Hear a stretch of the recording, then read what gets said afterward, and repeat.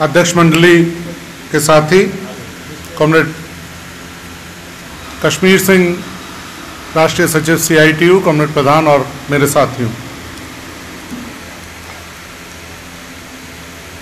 ये बहुत महत्वपूर्ण बैठक सम्मेलन हो रहा है और इस सम्मेलन में हमें इस बात की खुशी है कि हम लोगों के परिसर में ये सम्मेलन आयोजित किया जा रहा है। इंश्योरेंस का जो क्षेत्र है, ये आजादी के पहले से आजादी के आंदोलन के नेताओं के दिमाग में बहुत स्पष्ट था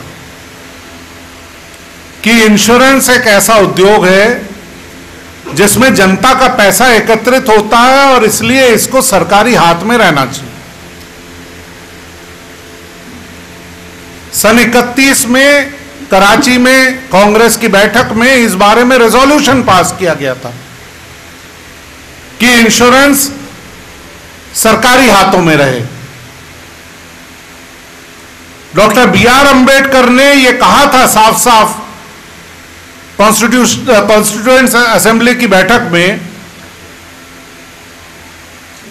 कि इंश्योरेंस पूरी तरीके से स्टेट द्वारा मैनेज्ड होना चाहिए, क्योंकि यह जनता को सुरक्षा देने का काम है। और इसी दिशा में इस कॉरपोरेशन की, लाइफ इंश्योरेंस कॉरपोरेशन की स्थापना 1956 में हुई।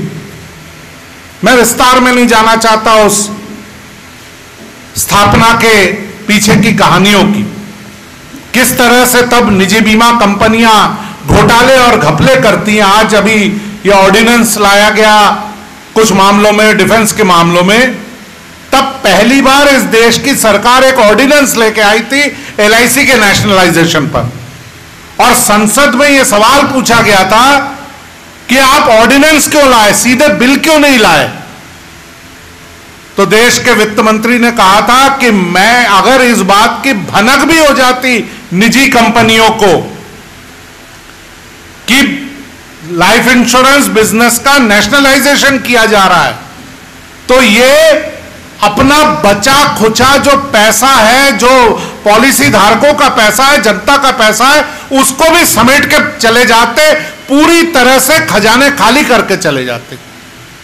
हमें जनता का पैसा बचाना था, इसलिए हम ऑर्डिनेंस लाए। खैर, 5 करोड़ में स्थापित उस भारतीय जीवन बीमा निगम की आज परिसंपत्ति 38 लाख करोड़ रुपए की है। 38 लाख करोड़ रुपए इस देश के बजट से ज्यादा पैसा है, और उस सार्वजनिक उद्योग को आज भारत सरकार बेचना चाहती है। हमारे देश के प्रधानमंत्री जिनको पिछले 7 सालों में भारतीय श्रम सम्मेलन, इंडियन लेबर कॉन्फ्रेंस करवाने के लिए फुर्सत नहीं मिली, वो उद्योगपतियों के समूहों की बैठक में जाकर ये कहते हैं कि देखा, आज तक जिस LIC को कोई छू नहीं पाया था, उस LIC के निजीकरण की भी जमीन मैंने तैयार करवा दी। इसमें वो अपना गौरव महसूस कर रहे हैं। इस तरीके से इस उद्योग पर हमला किया जा रहा है। कहा जा रहा है कि सार्वजनिक क्षेत्रों के निजीकरण के जरिए हम पैसा कमाएंगे 6 लाख करोड़। जो अभी पंचवर्षीय योजना चल रही है, 12वीं पंचवर्षीय योजना, 13वीं पंचवर्षीय योजना, इस 13वीं पंचवर्षीय योजना में भारतीय जीवन बीमा निगम ने अभी तक 28,01,483 करोड़ रुपए का निवेश किया है इस देश के विकास के लिए। पैसे की जरूरत पड़ी तो उस पैसे की उपलब्धता इस राष्ट्रीय निगम ने किया, और ये पैसा किसका है? ये पैसा आपका और हमारा पैसा है। इस बीमा उद्योग में 40 करोड़ से ज्यादा बीमा धारक हैं। वो हैं इस बीमा उद्योग के असली मालिक, और इस बात को एलआईसी खुद भी स्वीकारती है। हर वर्ष के अंत में एलआईसी का जो कुल प्रॉफिट होता है उसका पैसा 2 हिस्सों में बांटा जाता है। 5% दिया जाता है भारत सरकार को डिविडेंड के रूप में, और 95% इन पॉलिसी धारकों की पॉलिसियों में बोनस के रूप में जोड़ा जाता है, जो उनकी पॉलिसियां खत्म होने के बाद जब मैच्योर करती है या कोई अनहोनी हो जाती है तब उन्हें भुगतान किया जाता है। 95% मालिकाना कानूनन ये मानती है एलआईसी, भारत सरकार दोनों की, ये इस देश के पॉलिसी धारकों की है। वो 5% जो मुनाफा भारत सरकार को दिया जाता है वो पिछले वर्ष, इस वर्ष का अभी तक दिया नहीं गया है। जब दिया जाएगा तो एलआईसी के चेयरमैन से वो चेक लेने के लिए वित्त मंत्री खड़ी हो जाएंगी। 2800 करोड़ रुपए का डिविडेंड पिछले वर्ष दिया गया। कितने निवेश पर? शुरुआत में 5 करोड़ और बाद में 95 करोड़, कुल 100 करोड़ के मूल पूंजी पर 2800 करोड़ रुपए मुनाफा एक साल में दिया गया। साल दर साल जो मुनाफा दिया जा रहा है उसकी राशि 28,000 करोड़ से ज्यादा हो गई है। पर उसके बावजूद इस भारतीय जीवन बीमा निगम को निजीकरण के रास्ते पर इसके शेयर बेचने के लिए, इसको आईपीओ इस बाजार में इसके, ये पूरी तरह से सरकार द्वारा सरकार की मालिकाने की कंपनी है, उसका मालिकाना निजी उद्योगपतियों, निजी पूंजीपतियों के हाथ में देने के लिए आईपीओ लाने की कोशिश चल रही है। और इस आईपीओ को लाने के लिए किस दरवाजे से काम किया जा रहा है? हम बीमा कर्मचारियों ने इस देश के करीब करीब 500-550 सांसदों से मुलाकात की और उनको इस बात पर कन्विंस किया कि एलआईसी में आईपीओ लाने का बिल अगर संसद में आएगा तो आप उसका विरोध कीजिए। यहां तक कि भारतीय जनता पार्टी के सांसदों ने कहा कि हम इसका विरोध करेंगे। सरकार को इस बात की भनक लगी तो उन्होंने देखा कि अगर हम सिर्फ एलआईसी के लिए बिल लाएंगे उसका विरोध होगा। उस विरोध से बचने के लिए गुपचुप तरीके से बजट के अंदर घुसाया गया प्रस्ताव और फाइनेंस बिल के साथ एलआईसी अमेंडमेंट एक्ट को पेश किया गया उसके 26-27 संशोधनों के साथ।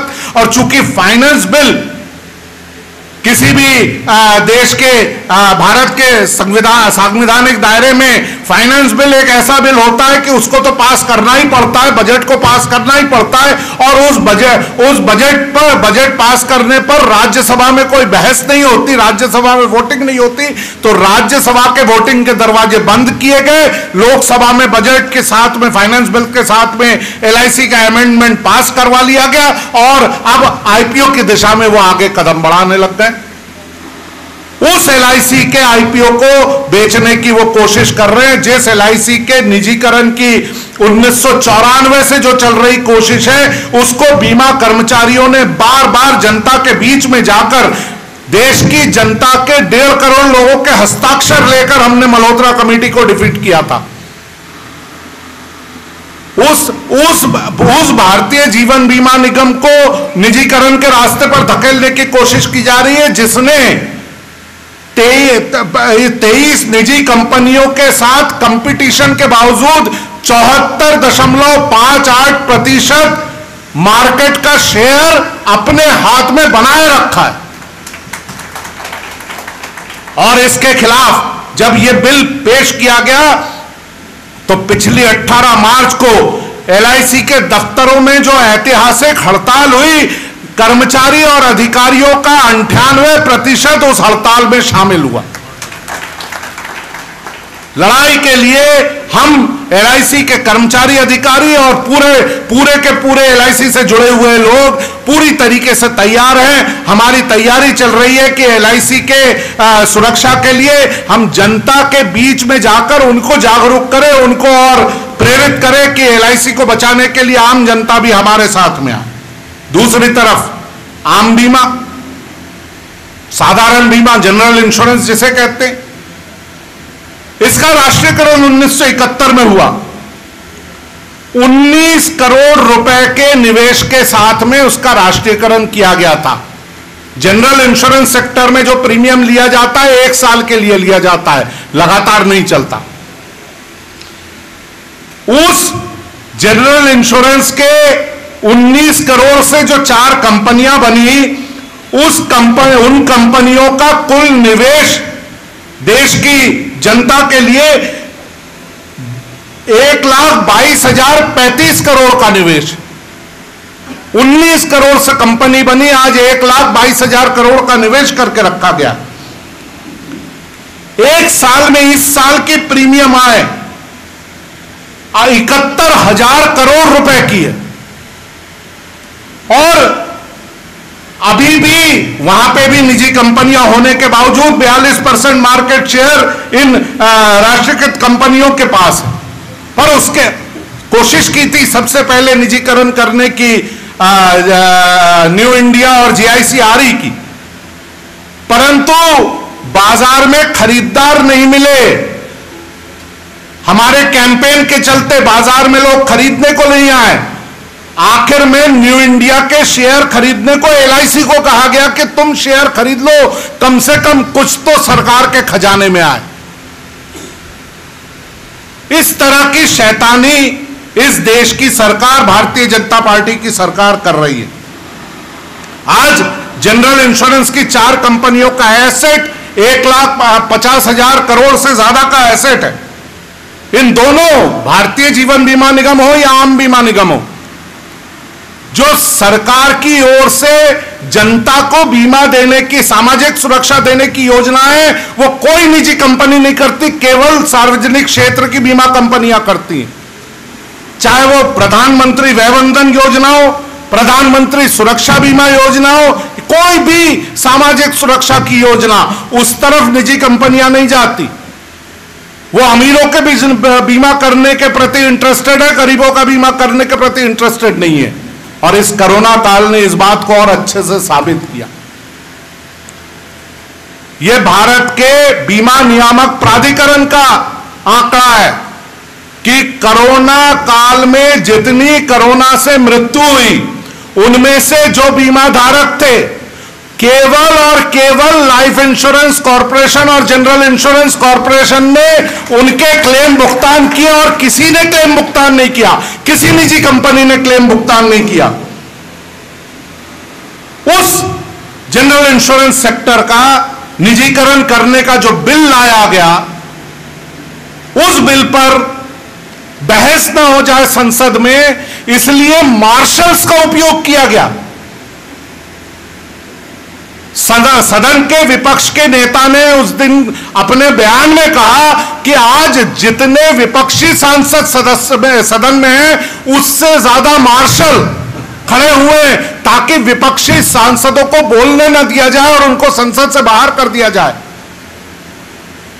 इस तरह से असंसदीय तरीके से जनरल इंश्योरेंस के निजीकरण का बिल इस देश की सरकार ने पास करवाया, क्योंकि उन्हें मालूम था कि अगर बहस हुई तो बहस में उनकी हालत खराब हो सकती है। हो सकता है कि उनको ये बिल प्रवर समिति को भेजना पड़े, वो हो सकता है वो बिल पास न करवा पाए, परंतु उनने अपने मालिकों को जो वायदा करके रखा है, जब एलआईसी की स्थापना हुई थी तो वायदे जनता से किए गए थे, जब जीआईसी की स्थापना हुई थी वायदे जनता से किए गए थे, परंतु आज की सरकार अपने मालिकों से जो किए गए वायदे हैं उनको पूरा करने के प्रति आगे बढ़ रही है। इसका विरोध करने के लिए एलआईसी, जीआईसी के कर्मचारी, अधिकारी तो एकजुट हैं, पर मेरे पूर्व वक्ता खासतौर पे लोकेन भाई ने जो बात कही, उस बात से पूरी तरह इत्तेफाक रखता हूं कि ये लड़ाई